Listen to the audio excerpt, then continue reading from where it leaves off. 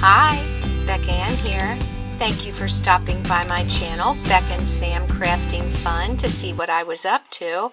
And if you like what you see here, I'd love for you to give me a thumbs up, and I would love for you to subscribe and hit that bell so you know when I upload.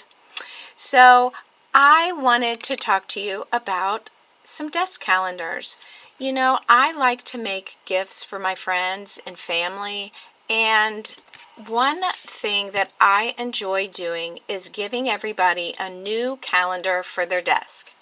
And so I had purchased these Tailored Expressions set of 10 mini calendars, and I make little calendar holders.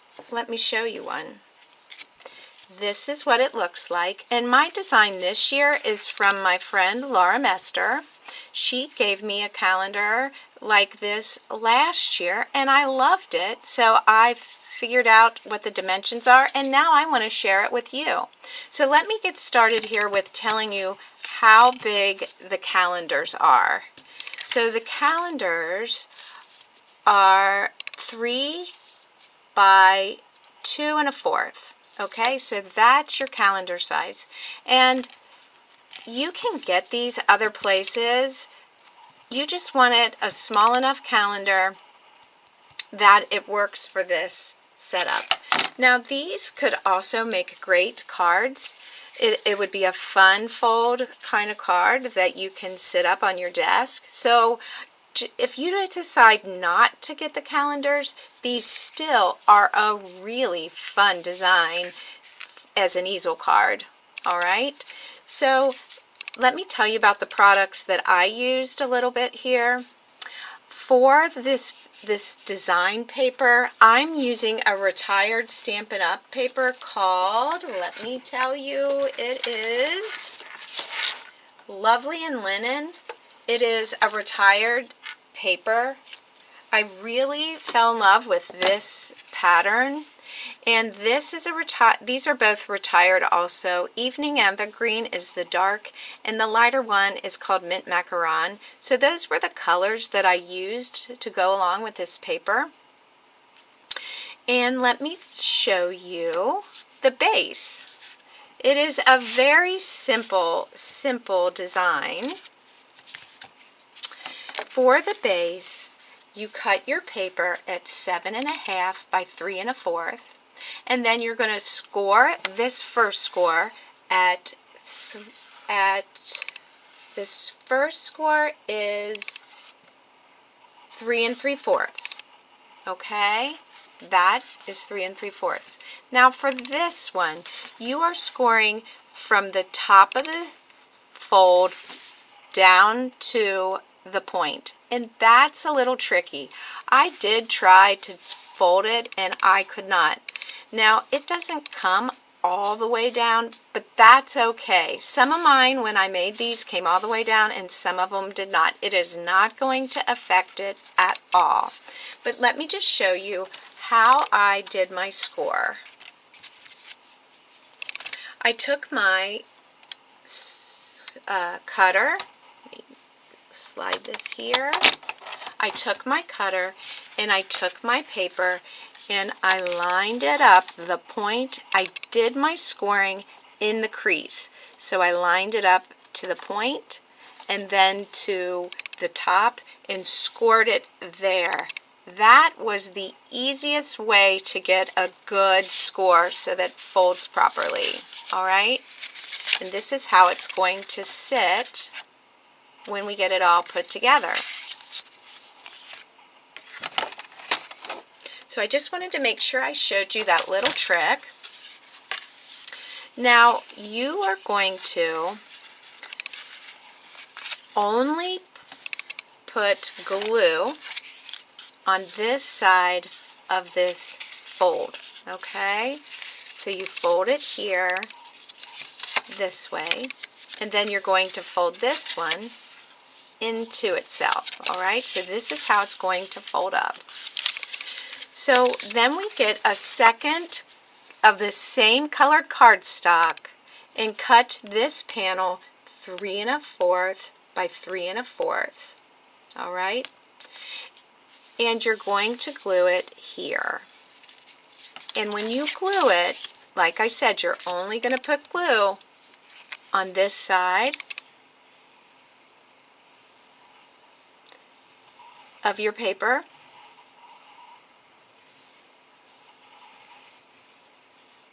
And then you're going to take your cardstock and line it up perfectly on top of the other square.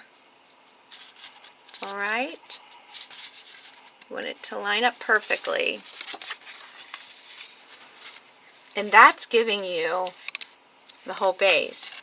Now you're going to take your next. You will need a second cardstock that is cut at 3.5 by 3.5. You need 2 of them. And then you'll need 2 of your design paper cut at 3.25 by 3.25. And you will glue these on to the center of your cardstock. All right. That'll go on in the center. And then you will glue one of them on top and the other one on the bottom base of the card. And then basically you are finished. You could put a sentiment on this and make a wonderful birthday card. You could add some ephemera. It would be complete. Now, to have it as a calendar, you need to adhere your calendar, and you got to make sure that you're putting it where you want it. So make sure that you put your base down and play with it so that you get it correct. All right, and I want to adhere this towards the bottom of my panel here. And so what I want to do is use, this is called red line. I prefer tear and tape, but I had gotten a bunch of this and I'm using it up. Now you might be okay if you have some really sticky tape, but this is a little heavy to be sitting up. It might be okay with glue, but I want to ensure that the recipient of this calendar, that it makes it for a whole year sitting on someone's desk. So I like to put a strip of red line at the top or tear and tape. Something very strong. And then I'm going to add my glue on the back of my calendar. That gives it a little wiggle room in case you don't get it centered the first time. All right?